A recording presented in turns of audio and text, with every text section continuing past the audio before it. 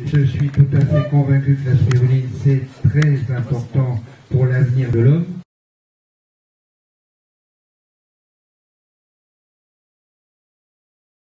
Pourquoi la spiruline? J'avais dit parce que 3 milliards d'années ça compte, parce qu'il y a 868 millions de malnutris dans le monde. Dans les pays développés, vous en avez 16 millions.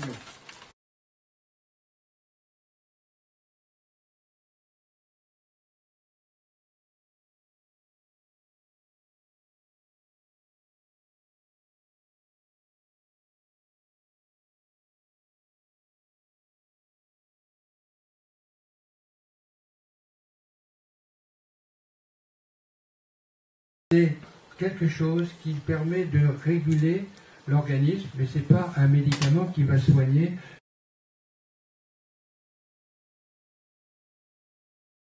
Depuis 25 ans, pour moi, la spiruline, c'est la base. J'ai très peu de clients qui n'en mangent pas. La plupart sont nourris à la spiruline. Les femmes enceintes, les bébés, tout le monde prend de la spiruline. Ma femme, qui est nutritionniste également, qui est comme moi, c'est-à-dire contre les compléments alimentaires, parce que c'est encore du business, en sachant que, bien sûr, vous êtes d'accord avec moi, que la spiruline n'est pas un complément alimentaire. C'est un aliment top ou un super aliment, mais c'est un aliment tout court. Et c'est pour ça que je suis convaincu que, on verra après, bien conçu, bien cultivé, il ne peut pas y avoir d'effets secondaires ni de problème avec la spiruline. Il y a une synergie extraordinaire dans la spiruline. Vous avez de tout, on va voir tout à l'heure. Et toutes ces choses-là réunies ensemble, même si moi je considère que je préfère les acides gras saturés, l'acide gamma-linolénique, d'autres vont me dire que c'est la phycose, on s'en fout. Ce qui compte, c'est que la spiruline, elle a ses vertus, ses qualités, parce que c'est la spiruline. Parce que c'est votre arrière-arrière-grand-mère et qu'elle présente tout ce qu'il faut pour qu'on ait un certain équilibre. D'ailleurs, tout de suite, je vous dis, comme c'est votre arrière-arrière-grand-mère, moi, personnellement, sur le nombre de patients qui en mangent, j'ai jamais vu d'allergie à la spiruline.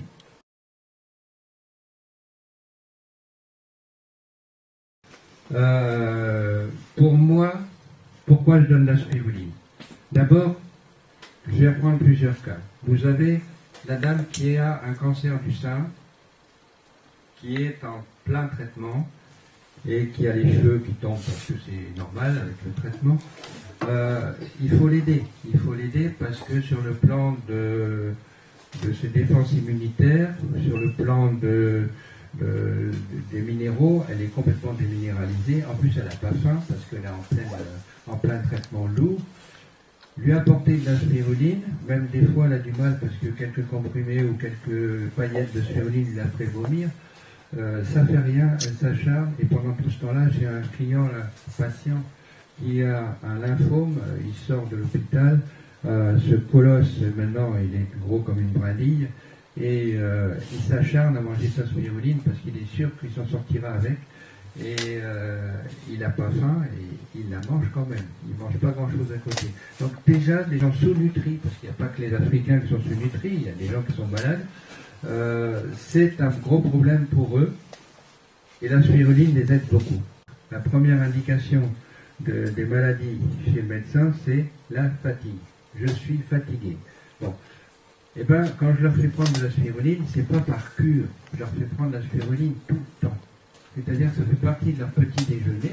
Elles vont prendre leur spiruline à longueur d'année. Alors quand je vois sur des boîtes marquées faut prendre 3 comprimés d'abord, puis 4, puis 6, puis je sais pas combien, puis il faut faire des cures parce qu'il peut y avoir des problèmes, c'est n'importe quoi. Ça, c'est encore du business, il faut croire que c'est un médicament.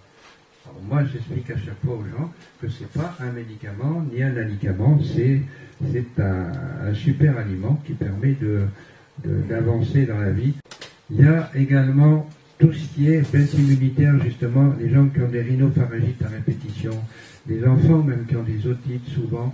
Alors il y a d'autres raisons, mais quand on leur donne de la spiruline, j'ai souvent vu des mamans qui, la première année, elles donnaient le traitement homéopathique pour les sortir des antibiotiques et puis des corticoïdes. elles se mettent à la spiruline, à l'homéopathie, et à la troisième année, elles ne donnent plus que la spiruline. Il n'y a plus d'homéopathie, il n'y a plus rien. Et puis on perd un client, mais tant mieux. Hein. On voit toujours la maman parce que soit elle est à nouveau enceinte, soit elle amène sa mère ou je ne sais pas qui. Mais c'est bien. C'est-à-dire qu'on va dans le sens où les gens ne sont plus médicaux dépendants. Ils prennent leur spiruline. Autre indication, la femme enceinte, c'est une de vos questions.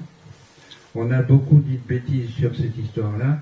Je peux vous assurer que depuis les années 90, puisque au départ j'étais dans la formation Kousmine, Madame Kousmine, c'est elle qui m'avait fait découvrir la spiruline et les acides gras polyinsaturés. Pour moi, c'est une évidence que depuis 90, ça fait 25 ans, j'ai jamais eu un seul problème. Sinon, des magnifiques bébés avec des mamans qui prennent 5 grammes de spiruline en moyenne tout le temps. Et après, elles allaitent, et en allaitant, elles reprennent la spiruline. C'est avec les acides gras, l'acide gamma-linolénique, on n'en trouve que dans l'huile d'olive, on n'en trouve que dans l'huile de bourrage et dans le lait de femme. Et dans la spiruline. Donc une femme qui allait, elle a de la chance de manger de la spiruline en même temps, puisqu'il y a des femmes maintenant qui aiment bien allaiter longtemps. Et je trouve que c'est une merveilleuse indication. L'histoire de... Je ne vois pas ce qu'on peut reprocher à la spiruline, sinon certaines formes de spiruline dont je vais parler après. Les autres indications, j'ai vu là pour le HIV, le sida, qu'est-ce que peut apporter la spiruline. Là, j'ai une expérience directe, c'est-à-dire qu'on avait un cardiologue français qui était venu à Bangui pendant 4-5 ans. Ce cardiologue, très rapidement, s'est aperçu qu'il ne faisait plus de cardiologie, il n'avait dans son service que des sidéens, parce qu'en Afrique, il y a du monde. Et un jour, il m'a dit, tiens, on pourrait donner la spiruline pour voir ce que ça fait. Alors, il ne faut pas dire que ça combat le sida. Mais par contre, quelqu'un qui a le sida, quelqu'un qui est très maigre, qui a une constitution très frêle, une immunité très basse, puisque les CD4 sont en plonge, le système lymphoïde, c'est-à-dire les globules blancs lymphocytaires, sont très bas. Le fait de prendre de la spiruline, ça améliore le statut du sidéen. Mais on ne va pas aller dire que ça guérit le sida, heureusement. Donc, c'est un énorme stimulant immunitaire. Ce n'est pas un dopage, mais c'est très utilisé de plus en plus dans la médecine sportive, parce que justement, on peut faire pipi dans un flacon derrière, il n'y a pas de dopage. La spiruline, c'est un moyen d'être au top toute l'année. C'est pas un truc qui fait grimper puis qui fait retomber. C'est pas de la vitamine C, c'est pas un coup de fouet.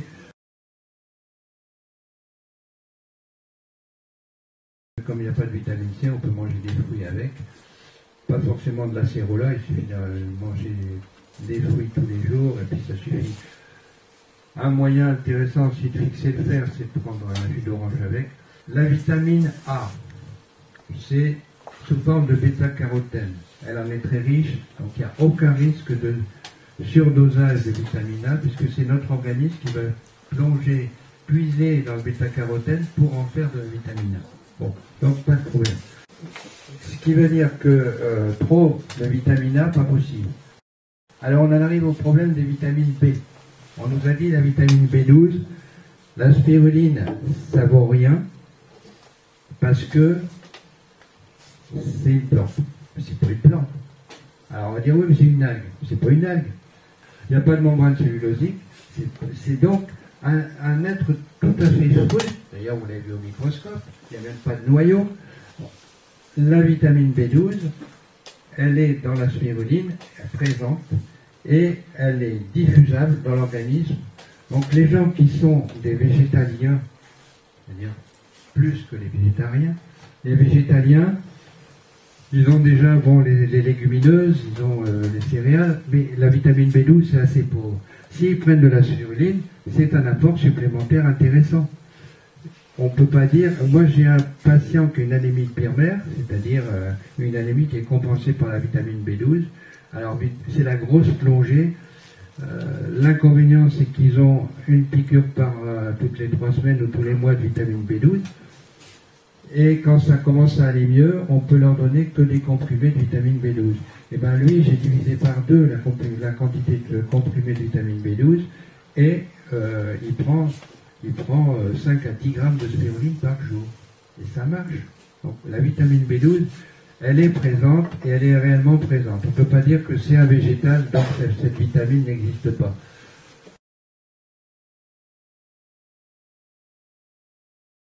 Et on a fini par trouver que la biodisponibilité intestinale du fer, des végétaux et aussi des êtres comme la spiruline ne pouvait être que de 6 à 10%. Parce qu'il ne faut pas croire que quand vous mangez quelque chose, vous ingurgitez 100%. Il faut que ça passe dans vos intestins. On donne de la spiruline plein pot à ces gens-là, et je dois dire qu'une anémie importante, c'est très difficile de remonter avec que la spiruline. On n'a pas à dire qu'il y a trop de fer dans la spiruline. Il y a de tout, sauf la vitamine C, bien sûr.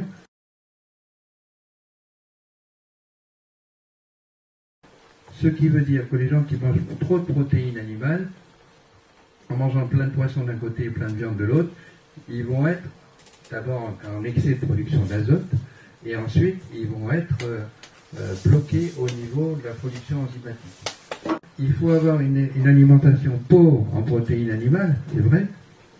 C'est que la spiruline, on ne peut pas la chauffer. Elle, si on fait une apertisation de spiruline, il n'y a plus rien. Les oméga 6 sont ultra, l'acide gamma-linolinique est ultra fragile. Il ne faut pas s'amuser à balancer de la spiruline chauffée. C'est un peu dommage. La surveillance de la chlorella n'est pas aussi forte que la surveillance de la spiruline, parce que vous êtes là avec vos bassins, vous calculez, vous cherchez, vous faites attention. La chlorella, c'est pas du tout ça. Donc moi, je me méfie de la chlorella. Pourquoi? Parce qu'elle peut déjà avoir, comme les mauvaises spirulines, une spiruline chinoise qui est dans un coin pollué, vers Shanghai, pas la ville de Shanghai, mais le lac Shanghai. Il y a une énorme production, c'est que le grand producteur de spiruline au monde, c'est la Chine. Donc c'est Mao Tse-tung qui a introduit la spiruline en Chine. Mao Tse-tung en a fait l'aliment numéro 1, et il y en a partout. Dans tous les magasins, vous trouvez de la spiruline. Il y a des champs de Barbarou, qui est à Ifremer, qui était un grand chercheur, et qui maintenant est quasiment à la retraite, mais comme c'est un grand photographe aussi, c'est lui qui fait les photos. Il a été envoyé à Shanghai, au lac Shanghai, et il a été impressionné par les hectares et les hectares de bassins de spiruline qu'il pouvait voir. Là, c'est complètement pollué. Il n'y a aucune surveillance, vous prenez ça, on ne sait pas comment. Donc il est très important d'avoir une spiruline qui n'est pas déjà plombée. C'est ce qui est certainement arrivé dans certains cas. Il nous faut une spiruline vierge, pure, qui n'a jamais ramassé de toxiques et de métaux, ou qui n'est pas à côté des gaz d'échappement.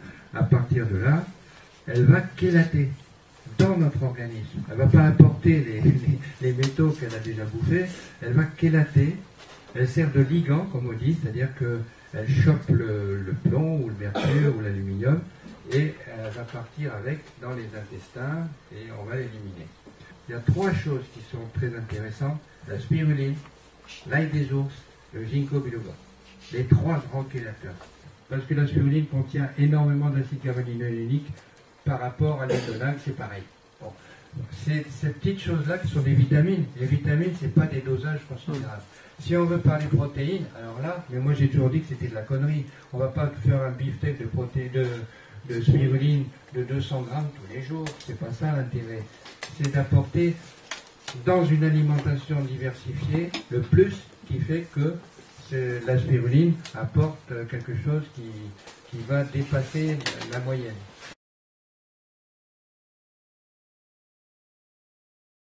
Ça, voilà. Ça, c'est la merveille des merveilles. C'est un kwashiorkor. Un kwashiorkor, c'est un enfant qui est bouffi, démacié, qui donne l'impression d'être plutôt obèse que maigre. En fait, c'est la pire des maladies de malnutrition protéino-énergétique, à savoir qu'il y a des séquelles très rapides. Et c'est pour ça que j'avais introduit les oméga 3, la sardinamide avec la spiruline, parce que quand on a mis le tout, les gaines de myéline, c'est-à-dire les gaines des nerfs, et puis les neurones, au niveau des synapses, enfin bref, il y a besoin d'acides gras insaturés. Et quand on a donné spiruline poisson, ces enfants-là se sont mis très rapidement à retrouver un point normal et être en forme. Donc on sauvait leur cerveau, ça ne faisait pas des tarés au sens médical, hein, tarés au sens médical, ni des enfants atteints de pancréatite ou de cirrhose du foie.